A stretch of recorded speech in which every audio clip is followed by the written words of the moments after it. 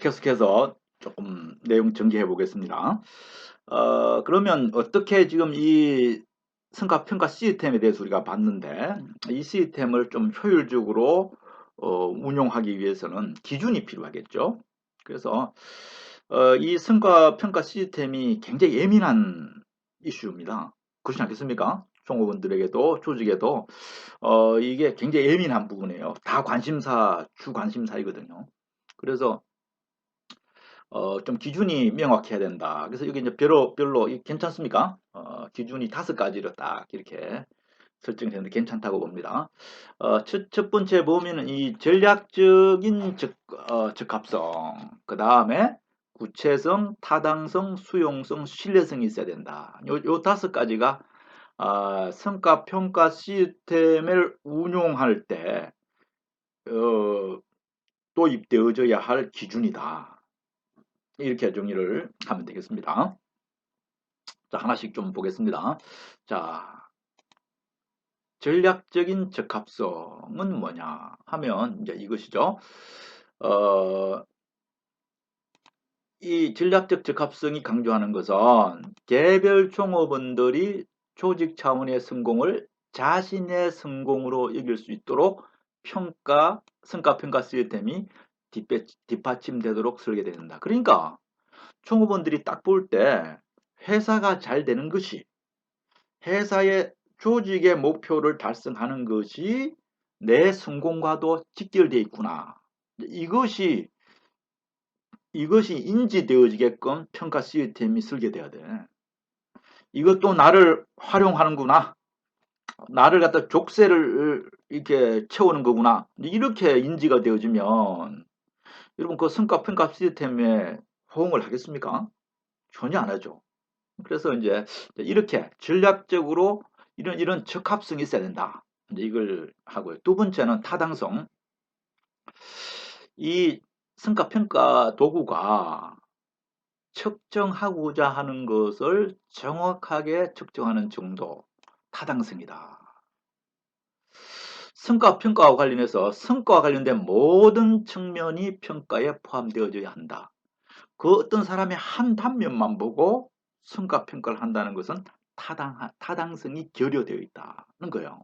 그래서 또 부적절한 내용은 평가 항목에서 포함되지 말아야 한다. 그러니까 반드시 성과평가에 필요한 모든 측면이 고려되어져야 하고 불필요한 것은 가감하게 도려내야 된다. 그래야 타당하다. 그래서 이제 회사에 보면은 뭐 친인척이다. 이런 것이 평가 요소가 된다는 것은 타당하지 못하죠. 그 다음에 세 번째 신뢰성인데요. 측정이 일관된 결과를 나타내야 된다.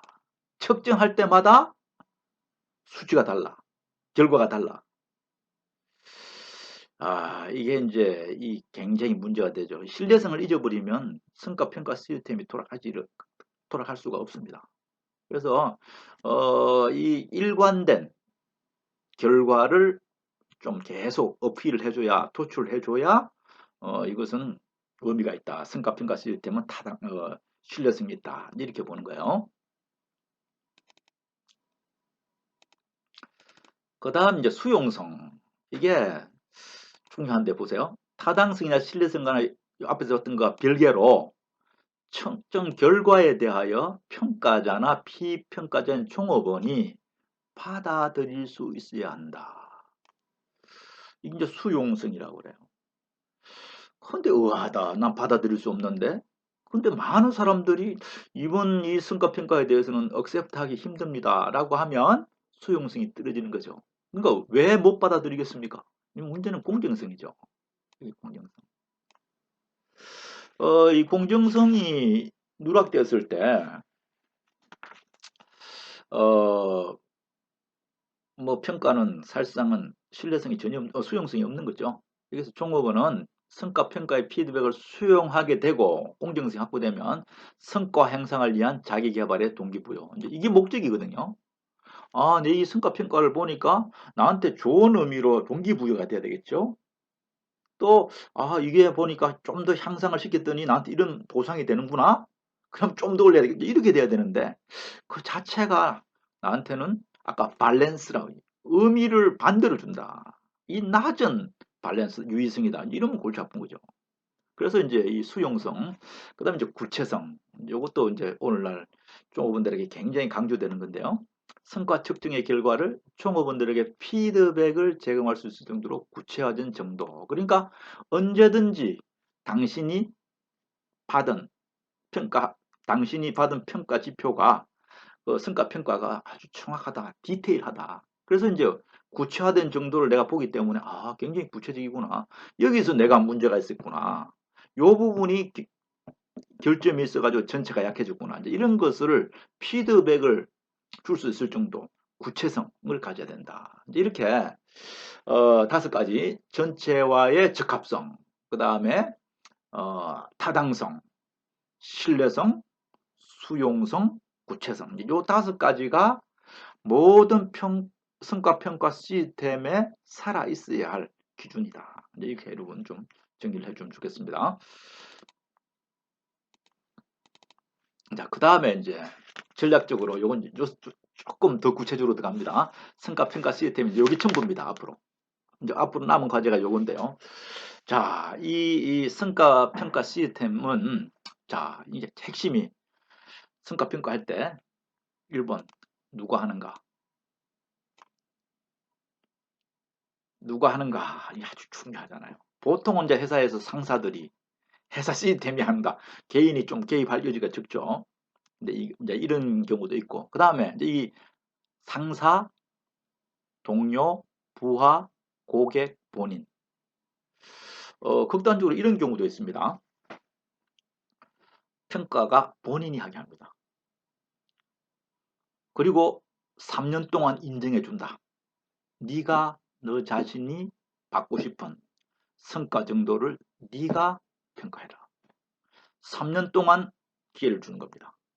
그냥 회사에서 의의를 달지 않고 평가한 그 결과를 그대로 인정해 주는 겁니다. 이런 본인이 100% 하는 데도 있고요. 정반대로 상사가 100% 하는 데도 있습니다. 그러니까 이게 다양하죠. 요즘은 이제 좀 많이 바뀌어서 뭡니까? 상사도 하고, 동료도 하고, 부하도 하고, 고객도 하고, 본인도 하고.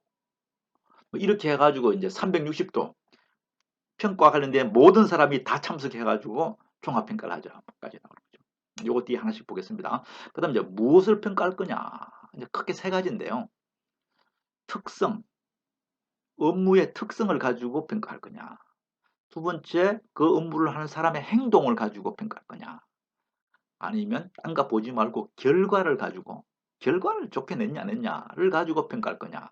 이제 평가는 큰 카테고리는 결과, 행동, 특성 이렇게 보고요. 그 다음 평가하는 방법은요. 어떻게? 뭐 여러분 이건 들어봤죠. 그죠? 절대평가냐 상대평가냐. 이것도 장단점이 아주 명확하죠. 그 다음에 평가할 때 무엇을 평가할래? 아까 이제 무엇을 평가하는데 이와 관련되어지는데요. 자, 무엇을 평가할 때 평가하는 도구로서는 그래픽으로 할 거냐, 체크리스트, 행위 기준을 정해놓고 고가를 매길 것이냐, 행동을 관찰할 거냐, 관찰해가지고 이게 행동이나 특성을 평가할 거냐, 중요 사건을 기록해가지고 그 사람을 평가할 거냐, 목표 대비 성과, 이거는 결과가 되겠죠. 약간 무엇을 평가하는 툴들이니까. 이런 내용들이 성과 관리 시스템의 핵심 내용이에요. 근데 이게 이제 아까도 좀 큰 범위 내에서 요런 내용들이 이제 구체적으로 실제로 성과의 디테일을 드러내는데 결정적으로 작용을 하죠. 누가 했지? 무엇을 평가했지? 어떻게 평가했지? 이런 내용들이 실제로 평가예요. 그러니까 상대 평가를 했냐, 절대 평가를 했냐에 따라서 결과가 달라질 수 있습니다. 그렇지 않겠습니까? 이제 회사 제도가 어떠냐는 거죠. 그다음에 동료가 했을 때 하고 상사가 했을 때하고 달라질 수 있죠. 근데 이런 것 때문에 이제 요 부분이 이제 이 성과 관리 시스템을 운용하는데 우리가 이 시스템을 구축하는 데나 운용하는 데 반드시 고려해. 누가 평가할 거냐, 무엇을 평가할 거냐, 그 다음에 어떻게 평가할 거냐, 평가 도구는 어떤 게 있냐, 이런 부분들을 이제 충분히 고려해서 시스템 구축을 해야 된다는 건데요. 이제 이 내용들이 바로 뭐하고 연결된다고 그랬습니까? 여기서 아까 잠깐 얘기했지만 보상. 그 다음에 유연이냐 표준이냐, 딱 표준 틀에 의해서 하느냐, 조금 플렉시블하냐, 개인 차원에서 할 거냐, 팀 차원에서 할 거냐, 이건 다 다르죠. 그래서 팀 차원에서 이제 팀별로 인센티브를 주기도 합니다. 개인별로 디테일한 데도 있고 그냥 그 팀을 중심으로 평가할 수도 있습니다. 그래서 팀을 하고 팀 안에서 이제 평가는 상호에서 알아서 해라. 뭐 이런 경우도 있겠죠. 그 다음에 이제 대부분 표준 폼을 기본으로 하고 그 한두 개 유연하게 플렉시블하게 유연성 있게 이제 부과해서 조금 고려하는 경우도 있습니다. 이렇게 해서 일반적으로 이제 평가 관리 시스템이 구축이 되어진다. 이걸 할 때는 회사에 가서 이제 어떤 걸 할 때는 전략적으로 선택을 해야 돼요. 전략적인 선택이 되어져야 한다는 거고요. 그 다음에 자, 누가 평가하느냐? 누가 평가하느냐? 이제 요거를 조금 더 구체적으로 보겠습니다. 여기 보니까 아까도 얘기했지만 종업원 평가의 원천은 여기 나와 있는데 조금 더 볼게요. 여기 원천이 나와 있는데 자, 아까 잠깐 얘기했죠, 그죠? 원천이 다양해요. 직속 상사. 잠깐만요. 그 다음에 고객, 부하, 동료, 자기. 자, 그 다음에 이걸 평가할 수 있는 모든 방에서 다 해라. 36 전방위로 그냥 모든 사람이 다 참여해서 평가하자. 뭐 장단점이 있겠죠. 모든 걸 다 평가하면 객관적인 자료는 나오겠지만 또 평가 시간이나 비용이 많이 들겠지. 이제 정답은 없습니다. 그래서 이제 하여튼 누가 할 거냐 이제 하는 것들을 좀 정확하게 짚고 넘어가야 된다는 거고요. 자, 요거 하나씩 좀 볼게요.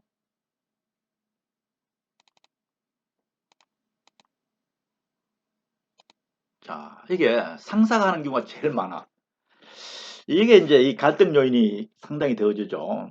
이 직속 상사 슈퍼바이즈가 이제 하는 경우가 제일 많죠. 이 직속 상사가 하는 경우가 이제 일반적으로 뭐 여러 가지 장점이 많죠.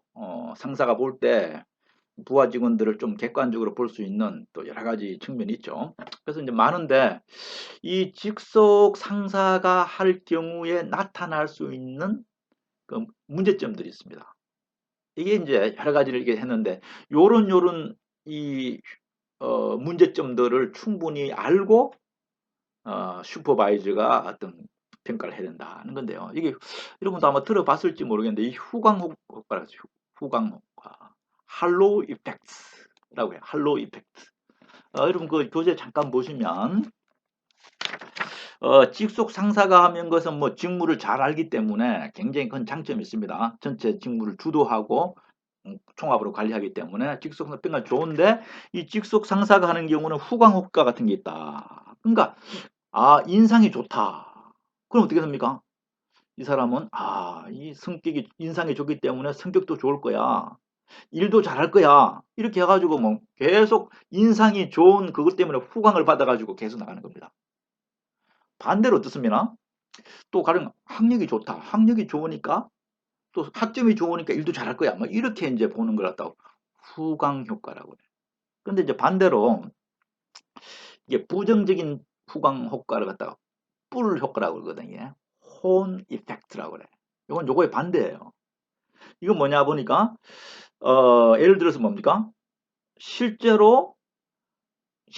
그 사람의 리얼리티보다는 뭐 동작이 좀 더디다든가 이게 여러분 책에 나와 있듯이 또 어떻습니까? 조금 핀약한 외모다.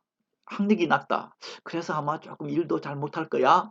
이렇게 이제 생각하는 겁니다. 이렇게 해서 이제 그런 하나의 이슈를 눈에 보이는 거 가지고 다른 것도 연결시켜서 이제 아주 낮게 평가하는 경우.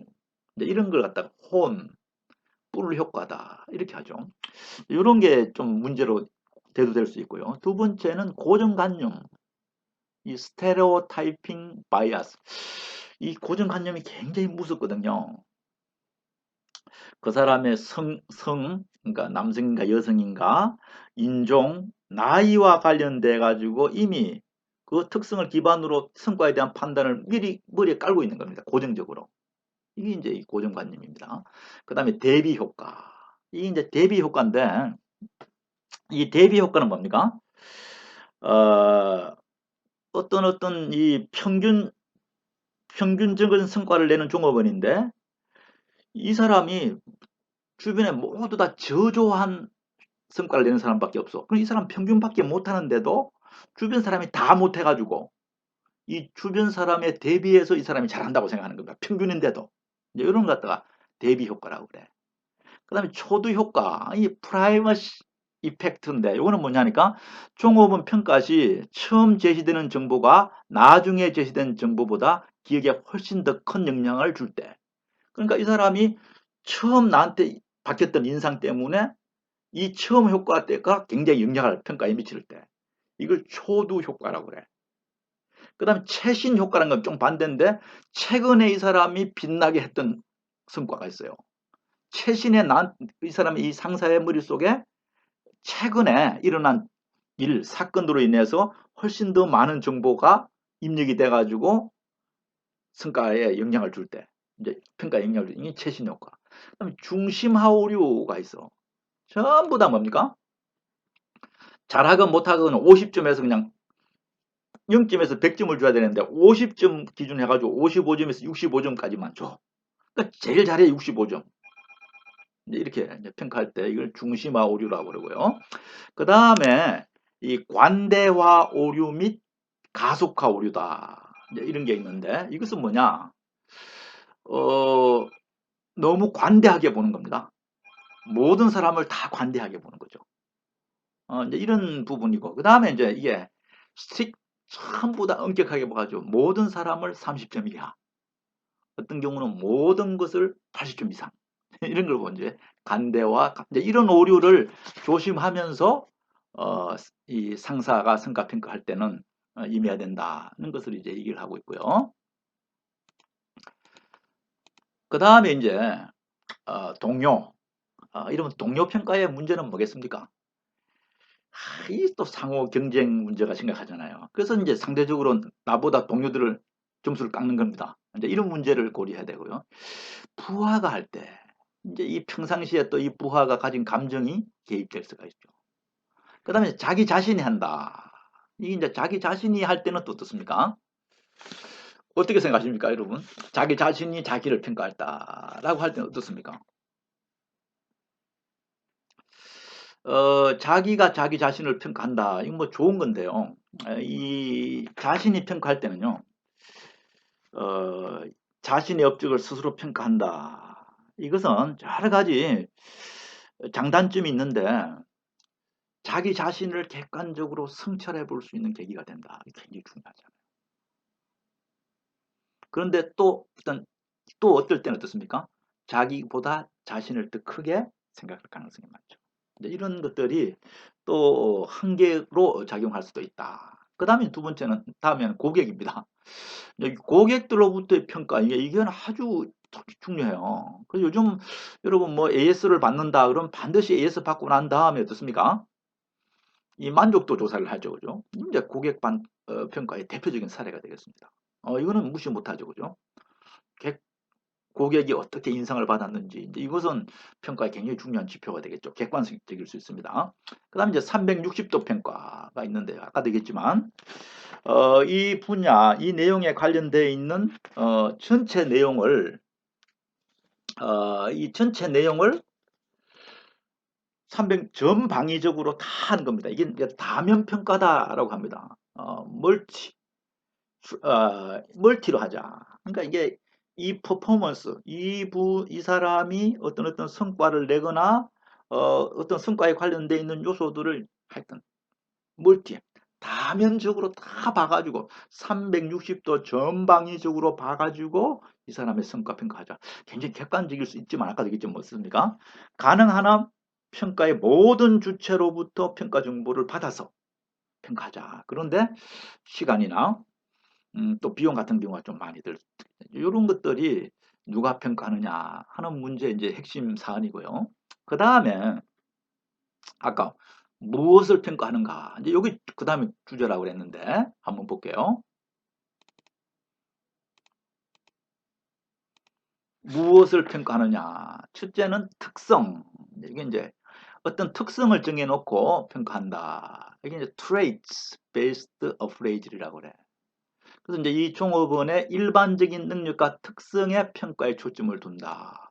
그래서 예를 들어서 성과의 특성이 뭐냐? 의사소통력, 뭐 이렇게 이런 걸 쭉 나열하는 겁니다. 이렇게 성과 차원을 이렇게 전문 지식, 문제 이걸 놓고 평점을 슈프 A, B, C, D 이렇게 해가지고 5, 4, 3 이렇게 해서 전체 종합하는 겁니다. 그러니까 회사가 원하는 또 생각하고 있는 종업원들에 대해서 일반적인 특성, 일반적인 능력을 이제 평가에 초점을 둘 때, 이걸 갖다가 특성 평가다. 특성을 놓고 점수를, 평점을 줘서, 평가하는 거죠. 이게 이제 특성, 무엇을 평가할 때 첫 번째가 이 특성을 평가한다는 거고, 아까 두 번째는 행동평가라고 그랬죠. 그죠? 행동평가. 이걸 조금 더 볼게요.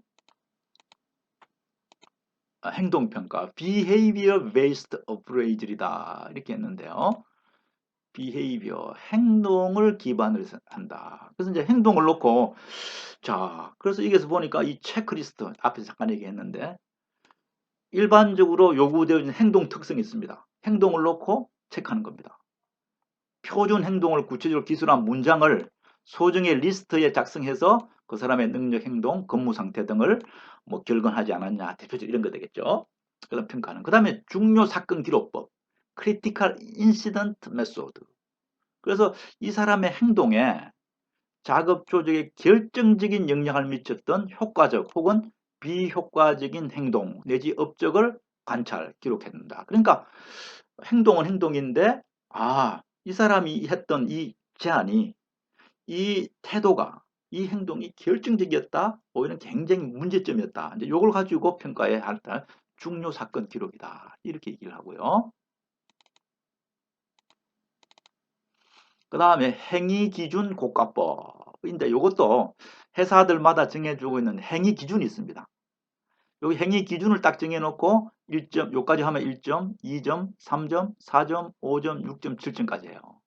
그러니까 여기에서 이제 특수 직무를 놓고 순찰하는 사람이 기본을 갖추지 않고 늦고, 그 다음에 이것은 제일 잘했다. 복장도 갖추고 항상 일찍 출근하고 조모 이전에 전임자 근무 사항을 검토하고 특이사항 요 정도 하면 7점이다. 이렇게 해서 이제 행위 기준을 놓고 고가를 정하는 겁니다. 어디에 해당되지 않은 3점, 는 7점 이렇게 정하는 것 갖다가 행위 기준 고가법이다. 이렇게 하죠. 자, 그 다음에 이거 잠깐. 여기서 보니까 행동 관찰 즉도법. 여기서 이것도 가령 예를 들어서 이제 변화 저항이라는 극복. 행동상에서 변화를 구성원들이 싫어해요. 그래서 이 변화에 대한 저항을 하는데 이걸 극복하기 위해서 요런 항목이 있습니다. 구성원들은 변화에 관한 세부사항을 구성원들에게 변화에 대한 세부사항을 설명한다. 안 했다 1점, 매일 했다 5점. 이렇게 해가지고 이제 이 극복하기 위해서 어느 정도 이 사람이 행동을 했느냐를 가지고 이제 변화 저항 극복 행동이 30점이냐 40점이냐 이렇게 해서 결과가 나오면 되겠죠. 그래서 이제 행동을 관찰해서 그 사람의 어떤 포인트, 어느 정도 성과를 냈느냐를 이제 측정하는 것이 되겠습니다. 자, 그 다음에 이제 아까 세 번째 결과 평가입니다. result based appraisal. 이거는 첫째는 생산성. 이건 여러분 아시죠, 그죠? 인풋 대비 아웃풋. 이거는 컴방방 데이터가 나오죠, 현장에 가면. 그 다음에 이제 목표 관리. 이제 목표를 딱 정해놓고요. MBO라고 이제 회사에서 굉장히 많이 합니다. 가령 예를 들어서 제품 배달, 뭐 제품 품질, 효율성, 기타 주요 목적에 이제 근무 시간을 할애하고, 자, 측정 지표가 나옵니다. 정시 배달 비율, 자, 94%. 월별 주문 대비 고객 불평 비율 4%. 이제 이렇게 해서 요걸 가지고 뭡니까? 요걸 성과 기준을 정해 놓고 목표와 맞았나 그러니까 목표가 있거든요. 이 목표에 맞게끔 내가 얼만큼 했나를 가지고 실제적으로 결과가 목표에 달성했나 못했나를 가지고 그 사람의 결과, 어떤 목표를 가지고 성과 평가를 하는 이제 이런 것들이 여기서 얘기하는 목표 관리, 매니지먼트 바이 오브젝티브다. 그래서 대부분의 경우 이제 이런 목표가 있습니다. 그래서 월별 이게 보니까 총 월별 판매량 대비 반품 비율이 6%다. 목표가 4%였는데 6%니까 뭡니까? 성과 기준에 못 미친 거지. 그래서 이제 이런 거 가지고 이제 목표 관리를 해서 이 사람이 성과가 어느 정도자. 이게 이제 이 근무 시간 대비 성과를 가지고 뭡니까? 이 사람이 어느 정도의 성과를 달성했느냐, 목표를 달성했는가를 가지고 성과를 측정하는 이런 것들이 평가입니다. 그래서 무엇을 평가할 거냐, 우리가 세 가지를 봤는데 첫째는 뭘로 봤었습니까? 특성을 가지고 봐라. 두 번째는 뭘 했죠? 행동을 가지고 봐라. 세 번은 결과를 가지고 봐라. 이제 요까지 했는데 요 내용을 이제 종합해서 앞에서 우리가 잠깐 봤듯이 평가 결과를 좀 종합을 해야 된다고 그랬잖아요. 그죠? 그래서 어떻게 종합할 것인가는 조금 쉬었다가 계속 학습을 하도록 그렇게 하겠습니다.